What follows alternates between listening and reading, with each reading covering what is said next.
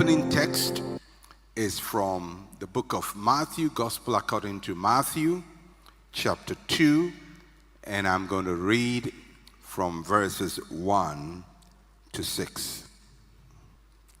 Bethlehem Ephrathah, Matthew chapter 2, verses 1 to 6. Now, after Jesus was born in Bethlehem of Judea, in the days of Herod the king, behold, wise men from the east came to Jerusalem, saying, "Where is he who has been born King of the Jews? For we have seen his star in the east and have come to worship him." When Herod the king heard this, he was troubled, and all Jerusalem with him.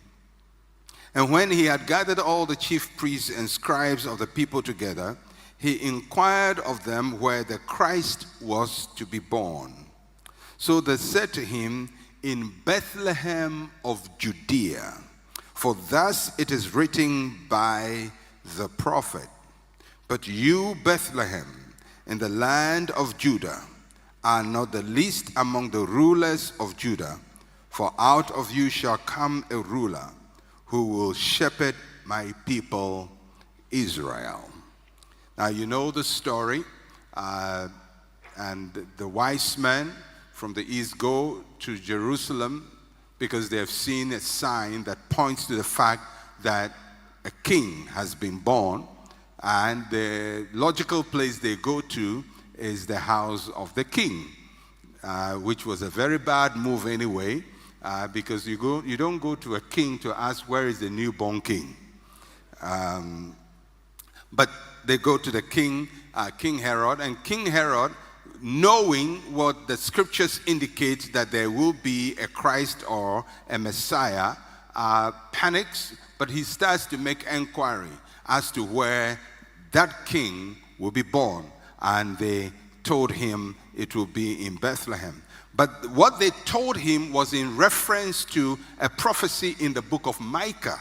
In Micah chapter 5, verse 2, and it reads in Micah chapter 5, verse 2, "But you, Bethlehem Ephrathah, though you are little among the thousands of Judah, yet out of you shall come forth to me the one to be ruler in Israel, whose goings forth are from old, from everlasting."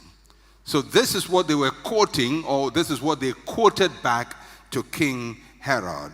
"But you, Bethlehem Ephrathah, though you are little among the thousands of Judah, yet out of you shall come forth to me the one to be ruler in Israel, whose goings forth are from of old, from everlasting." In this passage, there are some things said about a place, there are some things said about the position of the place, and there are some things said about the promise of the place. So let's look at the place that is talked about.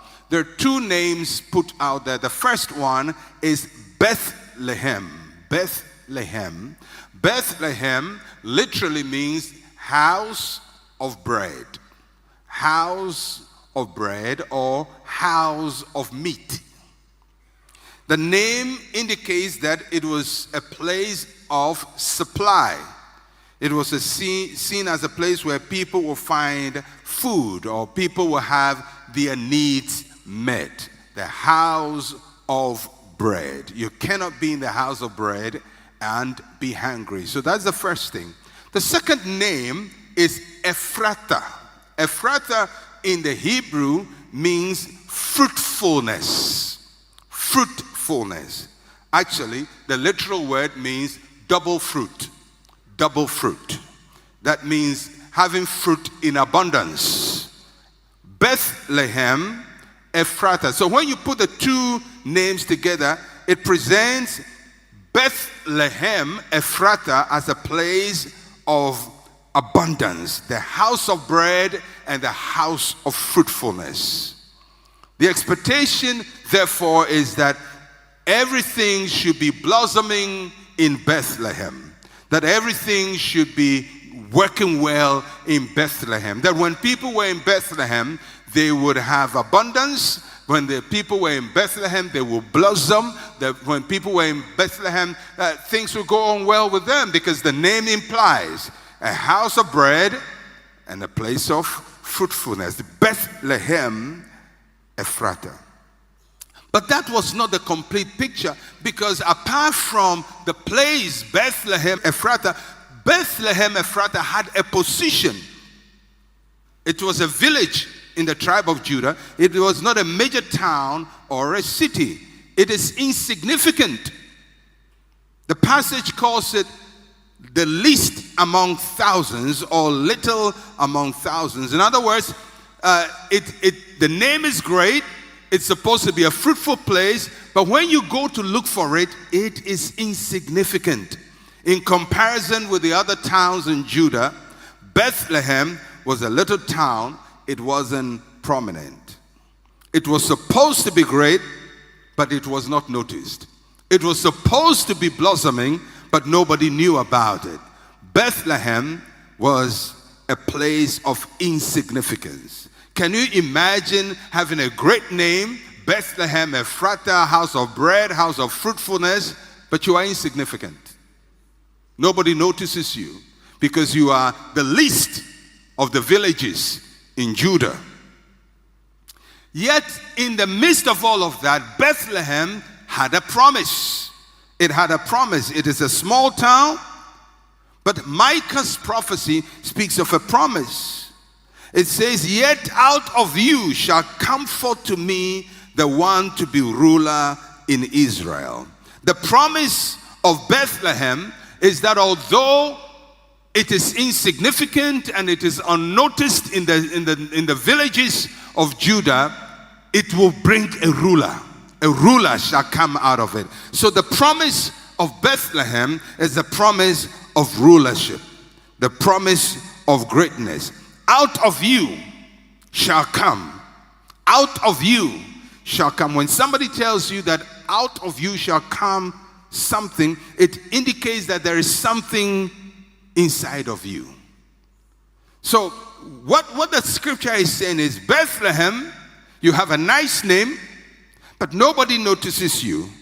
And although nobody notices you, inside you there is a ruler. Inside you there is something great. Inside you there is a promise. Inside you there is a seed of God, and that which is inside you is going to come out. I don't know about you, but I feel like Bethlehem Ephrata is a good place to be. It's a place that nobody notices, but it has a promise. Somebody say, "I have a promise." Say, something on the inside is going to come out. So it's a place of abundance. It's in a position of insignificance, but it has a promise of rulership. Today, as we reflect on Christmas and the birthplace of Jesus Christ, I want you to look beyond where you are and look at what God has put inside you. Within you sits a ruler. Within you sits greatness. Within you sits royalty. And don't let it just sit inside of you, because the prophecy said, out of you shall come. Whatever is sitting inside of you shall come. And I pray that in the year of leadership in 2017, whatever sits inside you shall be manifested. Now, so Bethlehem, the place of abundance, insignificance, but has great promise. Now we want to look at the story of Bethlehem. How did Bethlehem begin? What has happened in Bethlehem in the past? And then we are going to match it with what happened when Jesus Christ was born. So the story of Bethlehem is very interesting. Bethlehem is mentioned many times, or a few times in the Bible, not too many times. As I said, it's a town in the tribe of Judah. It's a village. It's a little town. We sing it, "Oh, little town of Bethlehem." It's a little town. It's not a major city. And several things had happened there before Jesus was born. And we're going to look at three important things that had happened in Bethlehem. The first time Bethlehem is mentioned in the Bible, and then we're going to look at other things that had happened in Bethlehem, and then we're going to see how it parallels with the birth of Jesus Christ. Bethlehem, the first time that Bethlehem is mentioned in the Bible is at the time when Jacob was returning from the house of Laban. Now, if you know your Old Testament well, you know that Jacob was one of the twin boys of Isaac. Isaac was the son of Abraham. And Isaac had twins, Jacob and Esau. And they got into trouble, so Jacob left, ran away to go and live with a distant uncle called Laban. Now, when he went there, he was a young man, he needed a wife. And when he wanted a wife, he saw the girl he wanted, she's called Rachel. And his uncle says, "Okay, if you want to marry Rachel, it's fine, but work for me free of charge for 7 years. It means 7 years wages to buy a wife or to marry a wife." That's a long time. That's a long time. It gives you the idea you have to work for 7 years before you marry. All right. So he works for 7 years, and on the wedding night, they didn't give him Rachel. They gave him Rachel's older sister, who was not exactly beautiful. And Jacob says, "Why did you deceive me?" The father-in-law says, "Well, it's okay. Work another 7 years. We'll give you Rachel." So he works 7 years. He gets Rachel. So this is a woman he's toiled for 14 years of hard labor. And then they marry, but Rachel is not having children. And for a long time, she's not having children. And Rachel has children, has a first boy. His name is Joseph. And Jacob is very happy. "My beloved wife has gotten me a son, Joseph." Now, after 21 years, when Jacob and his family are moving out from Laban, as they were going, Rachel was pregnant with her second child. And I can imagine that it was the greatest joy for Jacob that this beloved wife he's labored for is pregnant the second time. And as they journeyed, they got to this place called Bethlehem Ephratah. And when she was delivering that child, the boy that was later called Benjamin, Rachel died. That is the first time Bethlehem Ephratah is mentioned in the Bible. So Bethlehem Ephratah is a place of sorrow. It's a place of loss and pain. Genesis chapter 35, verse 16 to 20. Then they journeyed from Bethel, and there was but a little distance to go to Ephrath. Rachel labored in childbirth, and she had hard labor. Now it came to pass when she was in hard labor that the midwife said to her, "Do not fear, you will have this son also."